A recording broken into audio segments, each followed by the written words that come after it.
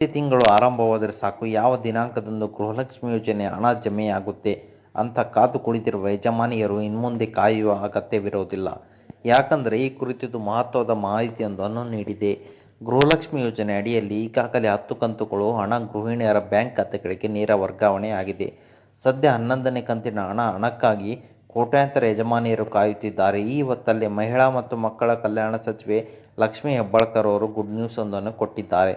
ಕರ್ನಾಟಕದಲ್ಲಿರುವ ಕುಟುಂಬಗಳ ಪೈಕಿ ಒಟ್ಟು 98% ಮಹಿಳೆಯರು ಈಗಾಗಲೇ ಗೃಹಲಕ್ಷ್ಮಿ ಯೋಜನೆಗೆ ನೋಂದಣಿ ಮಾಡಿಕೊಂಡಿದ್ದಾರೆ. ಅದರಲ್ಲೂ ಬಹುತೇಕ ಮಹಿಳೆಯರು ಕಳೆದ 10 ತಿಂಗಳಿನಿಂದಲೂ ಯೋಜನೆಯ ಪ್ರಯೋಜನ ಪಡೆದುಕೊಂಡಿದ್ದಾರೆ. ಇದೀಗ 11ನೇ ಕಂತಿನ ಹಣಕ್ಕಾಗಿ ಗೃಹಿಣಿಯರು ಕಾಯುತ್ತಿದ್ದಾರೆ. ಸದ್ಯ ಬಾಕಿ ಇರುವ 11ನೇ ಕಂತಿನ ಹಣ ಜುಲೈ 15ರ ಒಳಗಾಗಿ ಪಾವತಿಯಾಗಲಿದೆ ಎಂದು ಹೇಳಿದ್ದಾರೆ. ಜೂನ್ ಜುಲೈ ತಿಂಗಳ ಗೃಹಲಕ್ಷ್ಮಿ ಯೋಜನೆ ಹಣ ಪಾವತಿಗೆ ಬಾಕಿ ಉಳಿದಿದೆ. ಹೀಗಾಗಿ 1 ತಿಂಗಳ ಹಣ ಪಾವತಿಯಾದ 1 ವಾರದ ಒಳಗಾಗಿ ಬಾಕಿ ಹಣ ಪಾವತಿಯಾಗಲಿದೆ. ಅಷ್ಟೇ ಅಲ್ಲದೆ ಇನ್ಮುಂದೆ ಪ್ರತಿ ತಿಂಗಳು 15ನೇ ತಾರೀಕಿನ ಒಳಗಾಗಿ ಗೃಹಲಕ್ಷ್ಮಿ ಯೋಜನೆ ಹಣ ಫಲಾನುಭವಿಗಳ ಬ್ಯಾಂಕ್ ಖಾತೆಗೆ ನೇರ ವರ್ಗಾವಣೆ ಆಗಲಿದೆ. ಈ ಕುರಿತು ಯಾರೂ ಕೂಡ ಚಿಂತೆ ಮಾಡುವ ಅಗತ್ಯವಿಲ್ಲ ಎಂದು ಖುದ್ದು ಸಚಿವೆ ಲಕ್ಷ್ಮೀ ಹೆಬ್ಬಾಳ್ಕರ್ ಅವರು ತಿಳಿಸಿದ್ದಾರೆ. ಗೃಹಲಕ್ಷ್ಮಿ ಯೋಜನೆ ಚುನಾವಣೆಯ ಬೆನ್ನಲ್ಲೇ ರದ್ದಾಗಲಿದೆ ಅನ್ನೋ ಮಾತುಗಳು ಕೇಳಿಬಂದಿದೆ.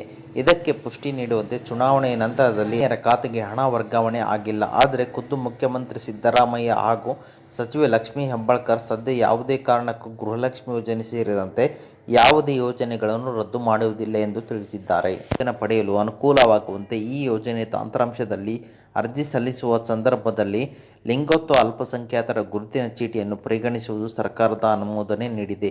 ಈ ಮೂಲಕ ತಂತ್ರಾಂಶದಲ್ಲಿ ಮಾರ್ಪಾಡು ಮಾಡಲಾಗಿದ್ದು ಅರ್ಜಿ ಆಹ್ವಾನಿಸಲಾಗಿದೆ. ಆಸಕ್ತರು ನೀವು ಅರ್ಜಿ ಸಲ್ಲಿಸಬಹುದಾಗಿದೆ ಎಂದು ಸ್ವತಃ ಲಕ್ಷ್ಮೀ ಹೆಬ್ಬಾಳ್ಕರ್ ಅವರೇ ತಿಳಿಸಿರುವಂಥದ್ದು. ಓಕೆ ಸ್ನೇಹಿತರೆ, ಇದು ಇವತ್ತಿನ ಒಂದು ಹೊಸ ಅಪ್ಡೇಟ್ ಆಗಿದೆ. ಈ ಅಪ್ಡೇಟ್ ನಿಮ್ಗೆ ಇಷ್ಟ ಆಗಿದೆ ಅಂತ ತಿಳ್ಕೊಂಡಿದ್ದೀನಿ.